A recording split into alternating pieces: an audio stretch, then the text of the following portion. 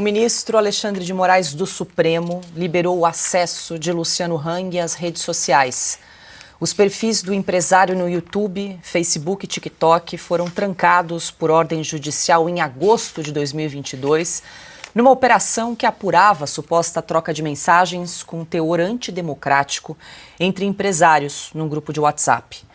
No entanto, o ministro Moraes ressalta que, se Luciano Hang for apontado como participante de algum plano considerado antidemocrático, ele poderá sofrer novas penalidades. Silvio, você conta bem e lembra muito bem o crime do emoji, né?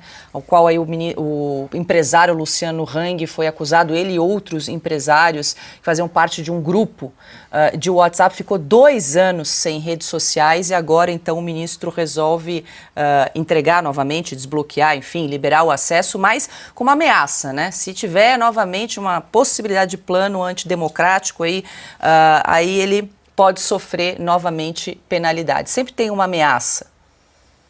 Sempre tem. Agora, o que chama a atenção é o tempo, né? 2 anos, exatamente, você lembrou, Paula, agosto de 22, ou seja, a corrida eleitoral, sobretudo presidencial, e claro, Luciano Hang, um empresário que emprega muita gente, que paga imposto, que trabalha a favor do Brasil, estava naquela campanha como um aliado do presidente Jair Bolsonaro. Ele era visto assim, tanto que o ministro Alexandre de Moraes, certa vez, num dos julgamentos, numa das menções, salvo engano, se referiu a ele como alguém que usava as cores de periquito, algo assim, por conta do paletó, né, das vestimentas verde e amarelo que o Luciano usava, né, as cores da nossa bandeira. Pois bem, 2 anos e agora as redes podem ser liberadas. O que aconteceu nesses 2 anos? O que foi encontrado nesses 2 anos? Essa é uma pergunta que precisa ser respondida, né? Deixemos as ameaças de lado, que são características, como você acabou de apontar, Paula. Mas o que foi descoberto nesses 2 anos? Qual foi a trama golpista? Qual foi o plano maquiavélico? Qual foi o plano secreto? O golpe militar, paramilitar, os infiltrados? O que foi descoberto? A teia golpista. Porque se não foi nada, então nós estamos diante de mais um caso de um CPF, sobretudo um empregador, iniciativa privada, com mais de 100 lojas pelo Brasil, que foi censurado, teve liberdade tolhida. Isso é constitucional, isso é direito fundamental. Porque as redes sociais, à luz do hoje, são ferramentas de liberdade de expressão. Então é absurda essa decisão. Não a de liberar, a decisão de punir. Porque era um grupo de empresários que trocavam mensagens e num dado momento aparece a carinha, aparece o emoji, o sorrisinho, a brincadeira. Isso foi investigado como se fosse crime. Mas aí fica a pergunta, e usar a sua criatividade num diálogo entre um perito e um juiz auxiliar? Isso não é ilegal? E mandar perseguir pessoas? E mandar perseguir uma publicação como a Revista Oeste, independente? E aí a resposta é, olha, não encontramos nada. Conteúdo jornalístico. Ah, não faz mal. Procure um comentário mais ácido, uma crítica um pouquinho mais dura, que nós podemos tentar enquadrá-los. Isso é o quê? Isso é mais grave ou menos grave do que trocar uma carinha? Onde é que ficou comprovado que esses empresários colocaram dinheiro num golpe de Estado? Um golpe de Estado absolutamente inverossímil. Isso já está muito claro. Por conta daquele tumulto do dia 8 de janeiro, a tese do golpe de Estado e do atentado violento ao Estado Democrático prevalece na alta corte. Mas a sociedade já entendeu o que aconteceu ali.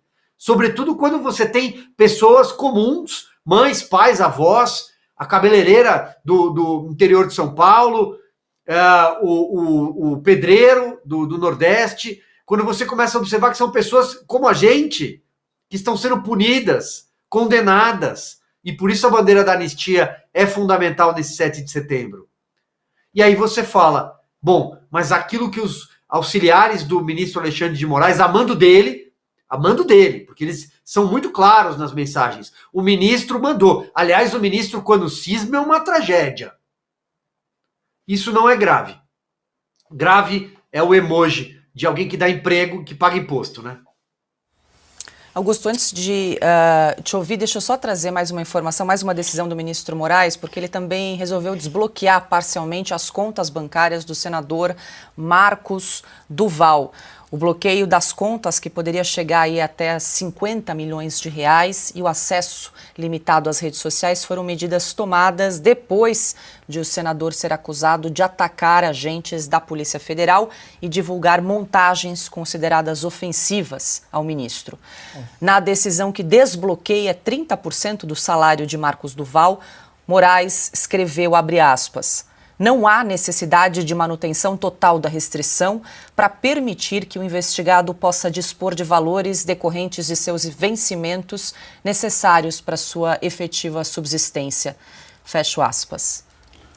São os primeiros pingos d'água aí do que vai se transformar numa cachoeira de impressionar o pessoal que conhece Foz do Iguaçu, as cataratas do Iguaçu, porque pensem nos que continuam sob o tacão, né, do ministro Alexandre de Moraes.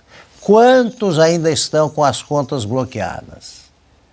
Quantos filhas de acusados por nada, mulheres, parentes, amigos?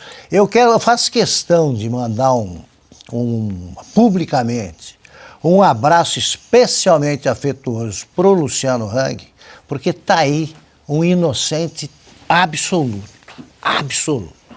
O Luciano Hang, ele foi perseguido até agora por apoiar Jair Bolsonaro. Só. Mais nada. Mais nada. O que é que ele fez?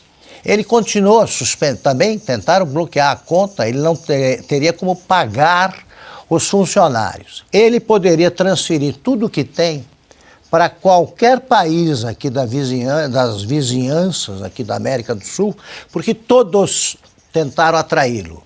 Ele continuou investindo no Brasil, ele investiu durante a pandemia, ele continuou investindo agora, sob perseguição, deixou de se comunicar com centenas de milhares de seguidores por ter feito o quê? Nada. Nada. Ele só apoiou um candidato à presidência da República. Só. Só isso ele fez. Ele sofreu violências que nem denunciou contra lojas deles, ataques, atentados, e o Luciano continuou investindo no Brasil. Eu visitei uma vez um centro de distribuição que ele tem em Brusque, terra da Paula, e eu fiquei impressionadíssimo com o número de exilados, né? Da Venezuela que trabalham lá, por exemplo, além de outros estrangeiros que não têm para onde ir. E ele acolhe todo mundo. E foi perseguido por querer exercer o direito do voto e o direito à liberdade de expressão. Ele manifestou a sua preferência. Já o Alexandre de Moraes escondeu que estava apoiando um candidato e escancarou esse apoio com ações. Nós vamos ver daqui a pouco o que é que vai acontecer. São só os primeiros sinais, porque a gente diz aqui há muito tempo que todos esses processos seriam anulados, as decisões não têm valor legal nenhum, porque o Brasil andou fora da lei por causa do Supremo e vão começar os pedidos de indenização irrecusáveis. Não tem o que fazer, porque aí sim nós temos perseguidos políticos, não os oportunistas que se valem da anistia de 79 para continuar ganhando dinheiro, tomando dinheiro pago por nós e recebendo aí como ex-combatentes aí da liberdade, né? Combatentes da democracia, que eles queriam de volta, esses sim, esses perdoados, a maioria dos perdoados em 79, que não aceitam o perdão agora, esses são combatentes de Araque. As vítimas reais são essas de agora, porque é uma besta quadrada. Quem ainda acredita em golpe, e é Napoleão de Hospício quem continua investigando o golpe.